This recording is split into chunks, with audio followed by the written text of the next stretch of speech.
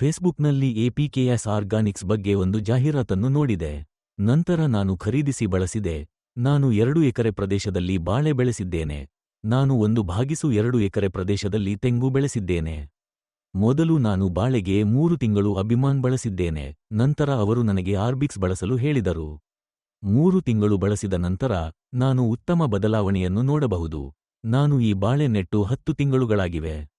ಇದು ನೆಂದ್ರಮ್ ಕ್ವಿಂಡಾಲ್ ತಳಿ. ನಾನು ಮೊದಲಿನಿಂದಲೂ ಈ ಬಾಳೆಗೆ ಅಭಿಮಾನ್ ಮತ್ತು ಆರ್ಬಿಕ್ಸ್ ಅನ್ನು ಬಳಸುತ್ತಿರುವುದರಿಂದ ಬಾಳೆ ಬೆಳೆಯಲ್ಲಿ ಉತ್ತಮ ಇಳುವರಿಯನ್ನು ನೋಡಬಹುದು. ನಮಸ್ಕಾರ, ನನ್ನ ಹೆಸರು ಕಾರ್ತಿಕೇಯನ್. ನಾನು ಕೊಯಮತ್ತೂರು ಜಿಲ್ಲೆಯ ಕುನ್ನತ್ತೂರ್ ಗ್ರಾಮಕ್ಕೆ ಸೇರಿದವನು. ನಾನು ವ್ಯಾಪಾರವನ್ನು ಮಾಡುತ್ತಿದ್ದೇನೆ. ಅದರ ಹೊರತಾಗಿ ನಾನು ಕೃಷಿ ಮಾಡುತ್ತಿದ್ದೇನೆ. ನನಗೆ 2.12 ಎಕರೆ ಕೃಷಿ ಭೂಮಿ ಇದೆ.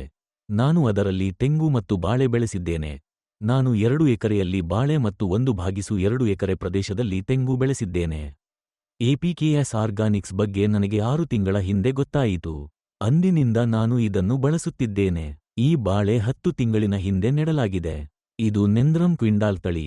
ನಾನು ಪ್ರತಿ ಬಾಳೆ ಗಿಡ 7 ಅಡಿ ಉದ್ದ ಮತ್ತು 7 ಅಡಿ ಅಗಲ ಅಂತರ ಇಟ್ಟುಕೊಂಡಿದ್ದೇನೆ.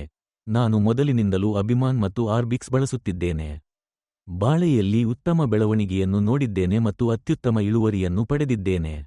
ಮೊದಲು ನಾನು ರಾಸಾಯನಿಕ ಗೊಬ್ಬರಗಳನ್ನು ಮಾತ್ರ ಬಳಸುತ್ತಿದ್ದೆ. ನಾನು ಹಸುವಿನ ಸಗಣಿಯನ್ನು ಆಧಾರವಾಗಿ ಬಳಸುತ್ತಿದ್ದೆ ಮತ್ತು ನಂತರ ನಾನು ರಾಸಾಯನಿಕ ಗೊಬ್ಬರಗಳನ್ನು ಮಾತ್ರ ಬಳಸುತ್ತಿದ್ದೆ. ನಂತರ ನಾನು ಫೇಸ್ಬುಕ್ ಮೂಲಕ ಈ ಕಂಪನಿಯ ಬಗ್ಗೆ ತಿಳಿದುಕೊಂಡೆ. ನಾನು ಇದನ್ನು ಬಳಸಲು ನಿರ್ಧರಿಸಿದೆ ಮತ್ತು ಕಂಪನಿಯ ಗ್ರಾಹಕ ಸೇವೆಯಿಂದ ಅದನ್ನು ಹೇಗೆ ಬಳಸುವುದು ಎಂದು ವಿಚಾರಿಸಿದೆ ಮತ್ತು ನಂತರ ಅವರು ಹೇಳಿದಂತೆ ಈ ಔಷಧಿಯನ್ನು ಗಿಡಕ್ಕೆ ನೀಡಿದೆ.